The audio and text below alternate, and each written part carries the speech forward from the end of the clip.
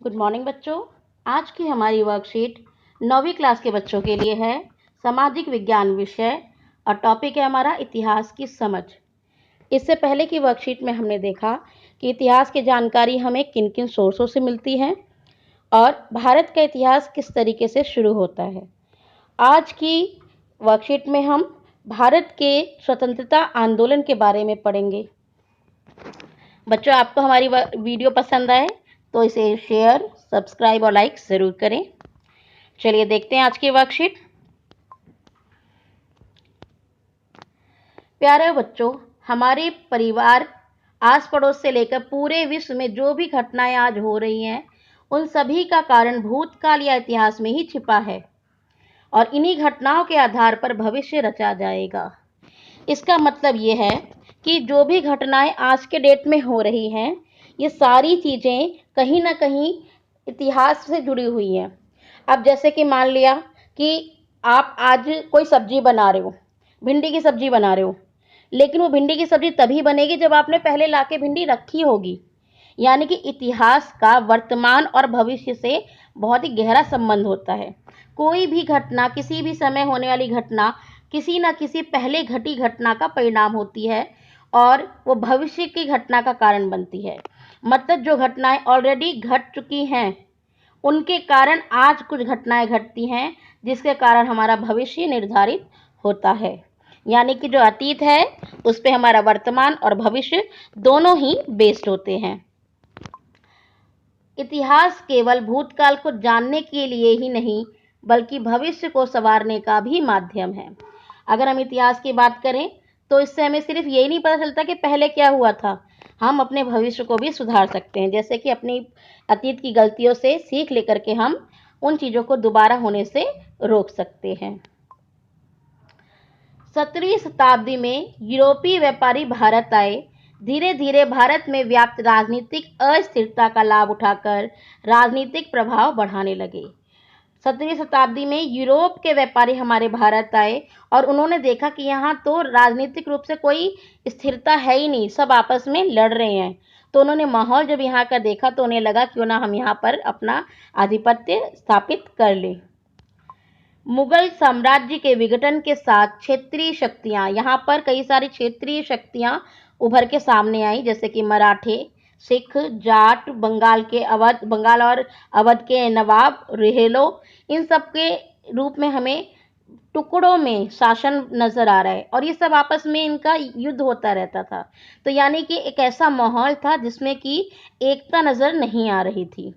तो जो विदेशी यहाँ व्यापार करने आए थे, मौका देख के मालिक बन गए और इस वर्चस्व की होड़ में अंग्रेज जो है ज़्यादा आगे बढ़ कर के हमारे सामने आते हैं। उन्होंने लगभग 200 वर्ष के लगभग यहाँ पर भारत पर नियंत्रण किया।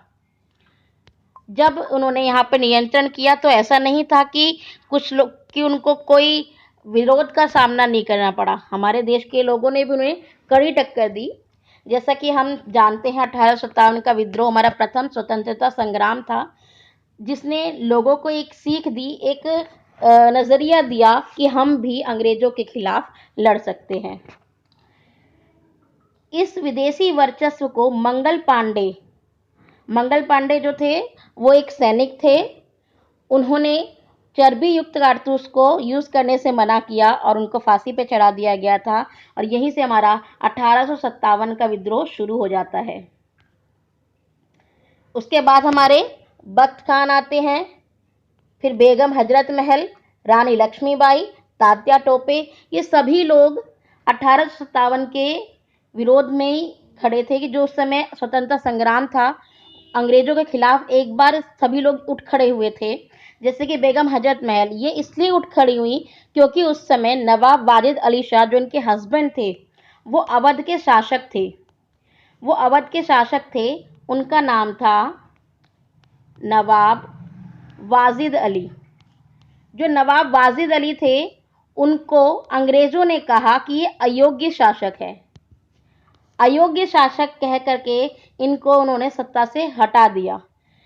तो उनसे युद्ध करने के लिए, एक तरीके से उनसे विद्रोह करने के लिए बेगम हजरत महल ने तैयारी कर ली। उनका बेटा बिरजिस कद्र था जिसको वह सत्ता पे बैठाना चाहती थी, हालांकि ऐसा नहीं हो पाया। रानी लक्ष्मीबाई को तो आप जानते ही होंगे, बुंदेले हर बोलो के मुख, हमने सुनी कहानी थी। चमक उठी सन 57 में। वो जो सन 57 है ना, वो 1857 है। चमक उठी सन 57 में वह तलवार पुरानी थी। रानी लक्ष्मीबाई, इन्होंने भी यही करा था। इन्होंने जो इनकी झांसी थी, इसको अंग्रेज अपने हाथ में लेना चाहते थे, क्योंकि एक नीति थी विलय नीति, जिसके तहत अगर राजा निसंतान मर जाता है तो उसका राज्य जो है अंग्रेजों के हाथों में आ जाएगा।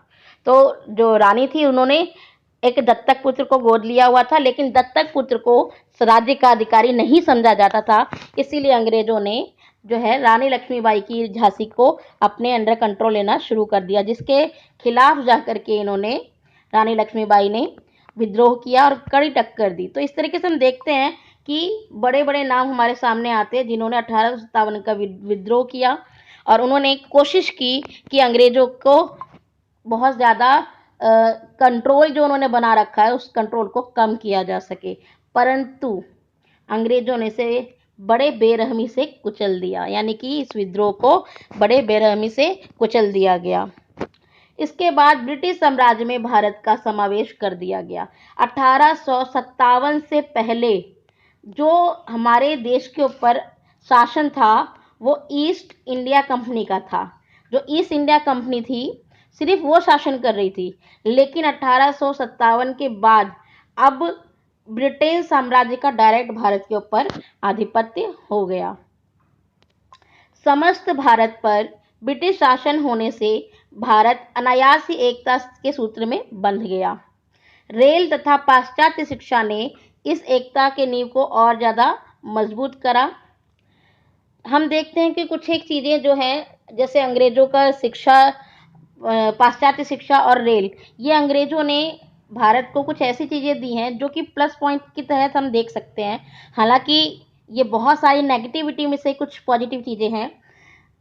पाश्चात्य शिक्षा ने अंग्रेजी, साइंस, मैथ्स, फिजिक्स, इन सबको भी हमारे देश के पाठ्यक्रम में संकलित किया, यानी कि उसको इसमें ऐड किया। उस समय हम देखते हैं राजा राम मोहन रॉय, स्वामी दयानंद सरस्वती, स्वामी विवेकानंद, ये लोग जो हैं उस समय अपने अच्छे विचार, अपने कह सकते हैं आप कि बहुत ज़्यादा ही सुधारक विचार, जिससे कि जो समाज में व्याप्त बुराइयां थी उनको इन्होंने हटाने की कोशिश की। राजा राम मोहन राय की अगर हम बात करें तो उनको आधुनिक समाज का प्रणेता कहा जाता है, आधुनिक भारत का पिता कहा जाता है। इन्होंने जो समाज की बुराइयां थी, सती प्रथा, इन सबको हटाने की कोशिश की। इन्होंने बाल विवाह, जातिवाद, इन सब का विरोध किया, ब्रह्म समाज की स्थापना की।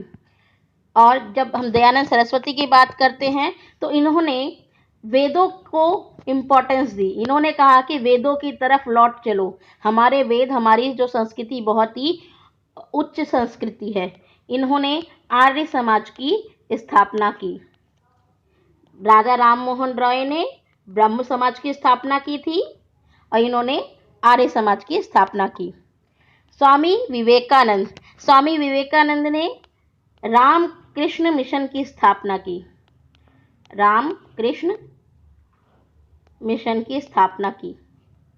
इनका कहना था, उठो, जागो और तब तक मत रुको जब तक कि तुम्हें लक्ष्य प्राप्त ना हो जाए। बहुत ही अच्छी बात थी कि आपको तब तक नहीं रुकना है जब तक आपका लक्ष्य आपको ना मिल जाए।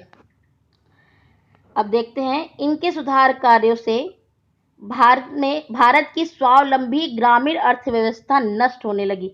मतलब कि एक तो इन्होंने सुधार कार्य किए, लोगों को जगाया, ठीक, एक कारण ये हुआ। दूसरा कारण ये हुआ कि भारत में जो अर्थव्यवस्था थी अंग्रेजों ने उसको नष्ट किया।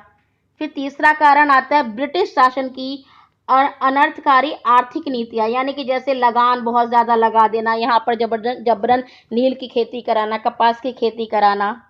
फिर चौथा कारण आता है मध्यम वर्ग हमारे सामने उभर के आया। पांचवा कारण आपका ये जो राष्ट्रवाद की भावना है ये लोगों में आ गई। ये सारी चीज़ें ऐसी हैं जिसके कारण आगे चलकर हम देखते हैं भारतीय राष्ट्रीय आंदोलन सामने आया।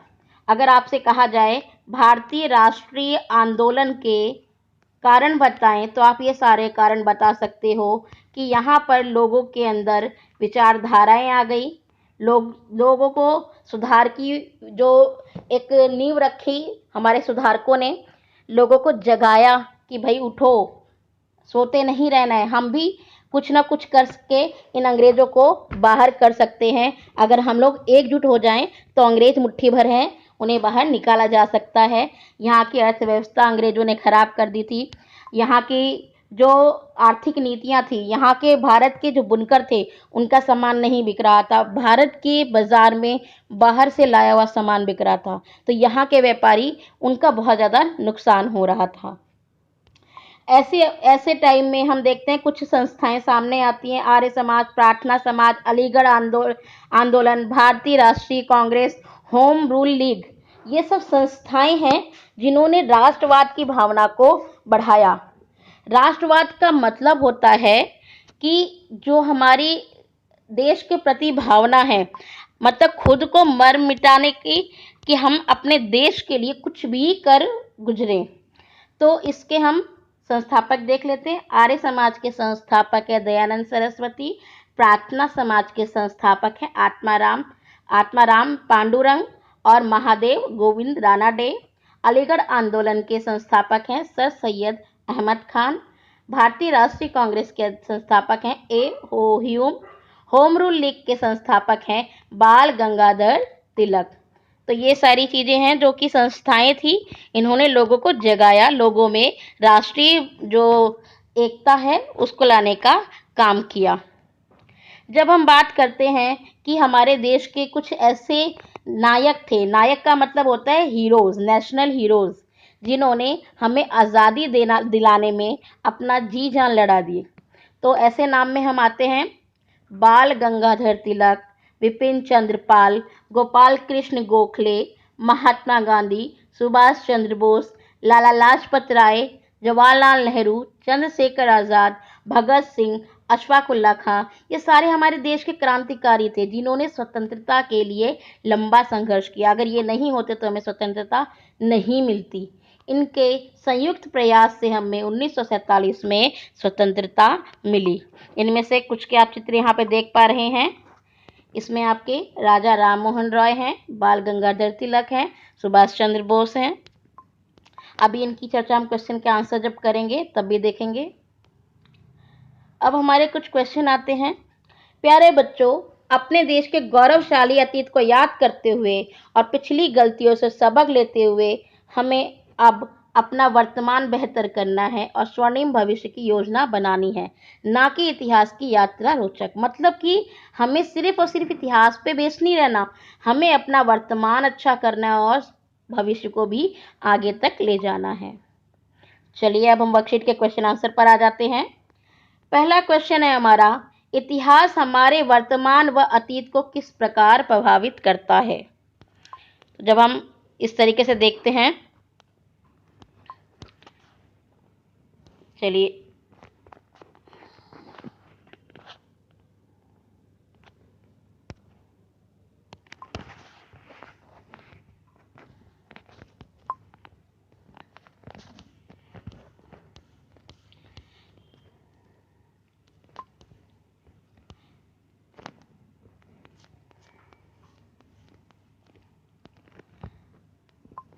हमारा पहला क्वेश्चन आता है, इतिहास हमारे वर्तमान और अतीत को किस प्रकार प्रभावित करता है। तो चलिए देखते हैं किस तरीके से प्रभावित करता है। पहला क्वेश्चन कि किस तरीके से प्रभावित कर रहा है। किसी भी समय में होने वाली घटना पहले घटी घटना का परिणाम होती है या भविष्य में होने वाली घटना का कारण बनती है। यानी कि जो घटना आज घट रही है वो कहीं ना कहीं पिछली घटना से जो है जुड़ी हुई होती है, और जो वर्तमान की घटना है उसी के कारण हमारा भविष्य भी निर्धारित होता है। इसीलिए इतिहास सिर्फ भूतकाल यानी बीते हुए काल को जानने का ही नहीं, बल्कि भविष्य को संवारने का भी माध्यम है। हम अतीत में हुई गलतियों से सीखकर उन गलतियों को दोबारा होने से रोक सकते हैं और अच्छी बातों को हम आत्मसात कर सकते हैं। ठीक, अब नेक्स्ट क्वेश्चन हमारा आता है, यूरोपीय व्यापारी भारत में अपना राजनीतिक प्रभाव जमाने में सफल क्यों हो गए? तो इसका एक मेन कारण तो हमारे यहाँ के जो अव्यवस्था थी उसने ही इस तरीके की जो है व्यवधान पैदा कर दिए हम लोगों के लिए कि हम आपस में लड़कर आगे बढ़ ही नहीं पाए। तो चलिए देखते हैं इसका आंसर। यूरोपीय व्यापारी भारत में व्याप्त राजनीतिक अस्थिरता, ये राजनीतिक अस्थिरता है, इसके कारण राजनीतिक वर्चस्व प्रभाव जमाने में ये लोग सफल हो गए। उस समय हमारे देश में अलग अलग क्षेत्रीय शक्तियां मौजूद थी जो वर्चस्व के लिए आपस में ही लड़ रही थी। ऐसी अव्यवस्था ने यूरोपीय व्यापारियों के लिए रास्ता आसान कर दिया। मतलब कि बाहर से आए हुए व्यापारियों को दिखा कि भारत में व्यवस्था सही नहीं है, तो चलिए हम इसके ऊपर कब्जा कर लेते हैं। थर्ड क्वेश्चन हमारा आता है, भारत में राष्ट्रीय आंदोलन के उदय के विभिन्न कारणों पर प्रकाश डालिए। जब हम राष्ट्रीय जो हमारा आंदोलन है उसके ऊपर प्रकाश डालने की बात करते हैं तो कुछ ऐसी चीजें, कुछ घटनाएं ऐसी उस समय हो रही थी जिनके कारण भारतीय आंदोलन शुरू हुआ। जिसमें पहला हमारा आता है कि हमारी जो अर्थव्यवस्था थी उसको नष्ट किया गया। हमारे ऊपर ब्रिटिश शासन के द्वारा शोषणकारी आर्थिक नीति लगाई गई। मध्यम वर्ग उभर के आया जो कि लड़ने को तैयार था उस समय। समाज सुधारकों ने लोगों में राष्ट्रवाद की भावना का विकास किया।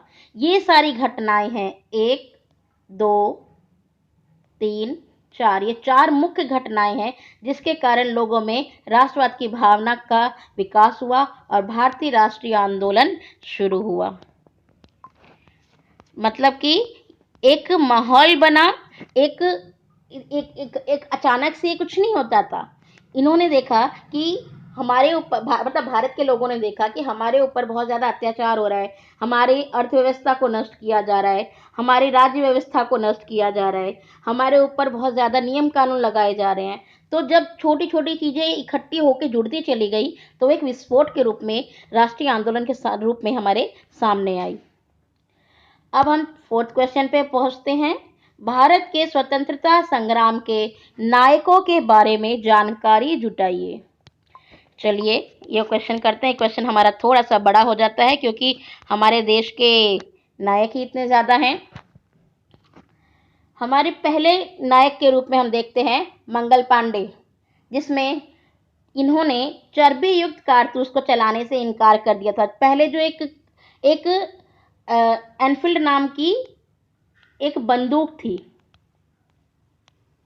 जिसके अंदर एक कारतूस होता था और उस कारतूस को मुंह से काटना पड़ता था और कहा जाता था कि उस कारतूस में चर्बी का प्रयोग किया गया है, गाय और सूअर की चर्बी का प्रयोग।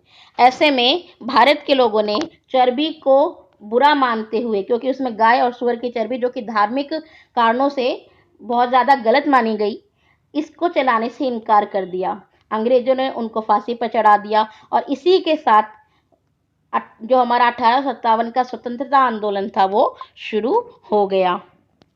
उसके बाद हम देखते हैं बेगम हजरत महल, जिसके बारे में मैं आपको ऊपर भी बता चुकी हूँ। नवाब वाजिद अली शाह की बेटी, ये वाइफ थी, क्योंकि नवाब वाजिद अली शाह को अयोग्य घोषित करके अवध जो है अंग्रेजों ने अपने आधिपत्य में ले लिया था। अपने बेटे बिरजिस कद्र को हजरत महल सिंहासन पर बैठाना चाहती थी और वो अवध को अपने हाथ में वापस लेना चाहती थी, लेकिन ऐसा नहीं हो पाया। रानी लक्ष्मीबाई किसी भी पहचान की मोहताज नहीं है। झांसी के ऊपर कब्जा कर लिया गया अंग्रेजों द्वारा, क्योंकि रानी लक्ष्मीबाई का कोई सगा पुत्र नहीं था और उनके गोद लिए हुए बेटे को राजा नहीं बनाने के कारण उनको हड़प नीति के तहत दत्तक पुत्र को राजा नहीं माना जाता था। इसीलिए झांसी को अंग्रेजों ने अपने अंडर कंट्रोल ले लिया और झांसी को बचाने के लिए रानी लक्ष्मीबाई ने अंग्रेजों को कड़ी टक्कर दी, जिसमें कि वो वीरगति को प्राप्त हुई। अगले हैं चंद्रशेखर आज़ाद। ये क्रांतिकारी थे। इन्होंने काकोरी कांड, जिसमें एक ट्रेन थी अंग्रेजों का धन उसमें जा रहा था, उसको लूटा। इन्होंने लाला लाजपत राय की मृत्यु का बदला लेते हुए सैंडर्स जो था उसकी हत्या की और अंग्रेज इनको पकड़ने के बहुत प्रयास करते थे पर वो कभी सफल नहीं हो पाए। उसके बाद आते हैं लाला लाजपत राय। इनको पंजाब केसरी के नाम से जाना जाता है। साइमन कमीशन जो कि 1928 में आया था, इसमें एक साइमन कमीशन में था कि एक मतलब कि आयोग था जो कि भारत के ऊपर लादा जा रहा था। उस आयोग में जितने भी सदस्य थे उसमें से एक भी भारत का नहीं था। मतलब कि भारत के ऊपर जो नीतियां लगाई जा रही है उसमें भारत के लोगों का ही कहीं कंट्रीब्यूट नहीं हो रहा था। उसके विरोध में गो बैक साइमन कहा गया और 1928 में विरोध किया गया और उसको बहुत ज़्यादा क्रूरतापूर्वक दबाने के लिए अंग्रेजों ने लाठीचार्ज किया, जिसमें लाला लाजपत राय जख्मी हुए और बाद में उनकी मृत्यु हो गई। महात्मा गांधी भी एक ऐसा नाम है जो कि हमारी आज़ादी और हमारे अंग्रेजों के जो ऊपर हमारे ऊपर बहुत ज़्यादा अत्याचार थे उसके बीच में खड़ा होकर के उन्होंने सत्य अहिंसा का साथ कभी नहीं छोड़ा और उन्होंने सत्य अहिंसा को पकड़ के रखा। इन्होंने कहा कि जो भी हमें काम करना है वो बहुत ही अहिंसापूर्ण करना है, कोई हमें लड़ाई झगड़ा नहीं करना है। उन्होंने आंदोलन करे, असहयोग आंदोलन, खेड़ा आंदोलन, चंपारण आंदोलन, भारत छोड़ो आंदोलन, नमक सत्याग्रह और दांडी यात्रा की इन्होंने। ये सारे वो प्रयास थे जिनके जरिए आज हम आज़ाद मुल्क में रह रहे हैं। फिर सुभाष चंद्र बोस, इन्होंने हमें नारा दिया, तुम मुझे खून दो मैं तुम्हें आज़ादी दूंगा का नारा दिया। इन्होंने आज़ाद हिंद की फौज का गठन किया। हम इनको नेताजी के नाम से जानते हैं। भगत सिंह एक ऐसा नाम है जो कि देश के प्रति बहुत ज़्यादा प्यार रखने वाले व्यक्ति थे। देश के लिए हंसते हंसते फांसी पर चढ़ जाने वाले व्यक्ति के रूप में हम भगत सिंह को जानते हैं। इन्होंने अंग्रेज का विरोध जताने के लिए आवाज़ करने वाले बॉम्ब असेंबली में फेंके और वो वहाँ से भागे नहीं, क्योंकि उन्हें ये दिखाना था कि हम विरोध कर रहे हैं। इन्होंने किसी की जान की हत्या करने के लिए बॉम्ब नहीं फेंके, सिर्फ आवाज़ करने वाले बॉम्ब थे। इन्हें वहाँ पकड़ लिया गया और राजगुरु और सुखदेव के साथ उन्हें 1931 में फांसी दे दी गई।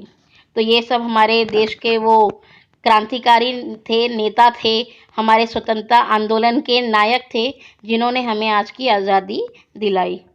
तो हमारा जो इतिहास है बहुत ही स्वर्णिम होने के साथ साथ बहुत ही आप कह सकते हैं कि बहुत ही प्रेरक भी है।